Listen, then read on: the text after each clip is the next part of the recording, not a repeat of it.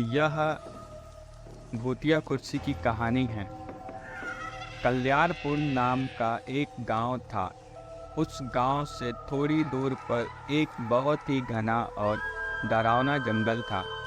रात के समय जो भी उस जंगल से होकर गुजरता वो कभी वापस नहीं आया। उसी जंगल में एक बहुत ही सिद्ध तांत्रिक बाबा रहता था।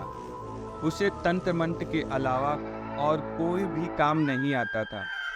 वह उस जंगल में रहकर भूतों से बात करता था और उनको अपने वश में कर लिया था। कभी कभी गांव में किसी की तबीयत खराब होती थी तो वो लोग उसके पास जाते थे। वह तांत्रिक अपने मंत्रों तंत्रों से उन लोगों को ठीक कर देता। गांव के लोगों को उस तांत्रिक पर बहुत ही विश्वास हो गया। उन लोगों को लग रहा था कि तांत्रिक हमारा और हमारे गांव का रक्षक बन के आया है, लेकिन उन्हें पता नहीं था वह तांत्रिक अपने जादू मंत्र से धीरे धीरे गांव के एक एक आदमी को गायब कर रहा था। तांत्रिक ने अपने पास एक कुर्सी रखी थी। वह कुर्सी मामूली कुर्सी नहीं थी। जब भी वह पूजा पाठ करता था उसी कुर्सी पर बैठकर करता था ताकि वह सिद्ध तांत्रिक बन सके और जो चाहे वह कर सके।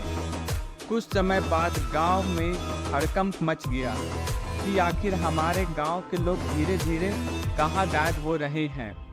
फिर उन्हें वापस तांत्रिक बाबा पर शक हुआ और एक दिन गांव के कुछ लोग उस जंगल की ओर चल दिए ये पता करने के लिए कि आखिर हमारे गांव के लोग अचानक गायब कहाँ हो जाते हैं। वे धीरे धीरे जंगल के बहुत अंदर चले गए। जंगल एकदम घना और डरावना था। थोड़ी ही दूर आगे जाने के बाद उन्हें एक रोशनी जलती हुई नजर आई। फिर वे लोग वहां जाते हैं और देखते हैं कि वह तांत्रिक एक पुरानी सी कुर्सी पर बैठा है और वह तांत्रिक अपने पैर के नीचे एक आदमी को दबा के रखा है जो कि बेहोश हालत में था। जब गांव वाले उसके नज़दीक गए तो पहचान लिए कि ये तो हमारे गांव का ही आदमी है जिसको हम लोग सुबह से ढूंढ रहे थे। गांव वालों को देखकर तांत्रिक वहां से भागने लगा। तभी गांव के सारे लोग उसे चारों तरफ से घेर कर पकड़ लिए और एक पेड़ में बांध दिए। फिर पूरे जंगल में आग लगा दिए और उस आदमी को लेकर अपने गांव लौट आए। अब उस तांत्रिक ने देखा कि गांव वालों ने जंगल में आग लगा दी है, अब तो मैं नहीं बचूंगा। वह बहुत चिल्लाया, मुझे बचाओ, लेकिन उसे कोई बचाने नहीं आया और धीरे धीरे आग की लपटें तांत्रिक के पास गई और वह आग में जलकर मर गया। लेकिन उसकी कुर्सी जैसी थी वैसी ही रही।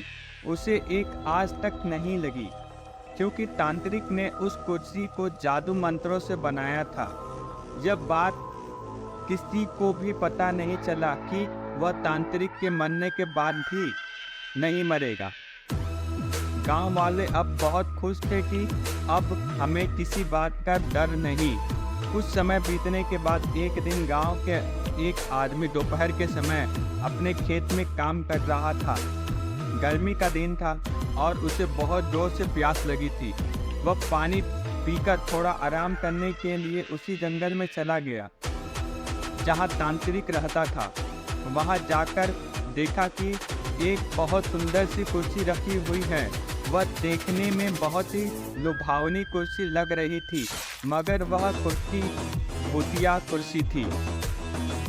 वह आदमी उसे लेकर अपने घर आ गया। उसे कुर्सी को देखते ही मन में एकदम खुश हो जाता था।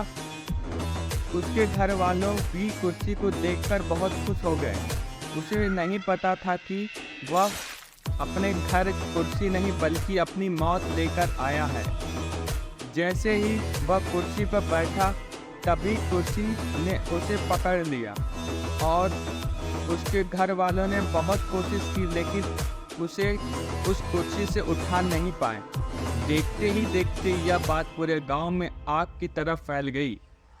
गांव के लोगों ने भी बहुत कोशिश किया उसे उस कुर्सी से अलग कर सके, लेकिन वह लोग असफल हो गए। उसे काटने और तोड़ने की भी कोशिश की, लेकिन उस कुर्सी को कुछ नहीं हुआ। थोड़ी देर बाद गांव वालों के सामने ही उस कुर्सी में अपने आप ही आग लग गई। देखते ही देखते वह कुर्सी जलकर राख हो गई और वो आदमी तड़प तड़प कर मर गया। उसके मरते ही वो आदमी और उसकी राख सब के सब गायब हो गया। ऐसा लग रहा था कि यहाँ कुछ हुआ ही नहीं है।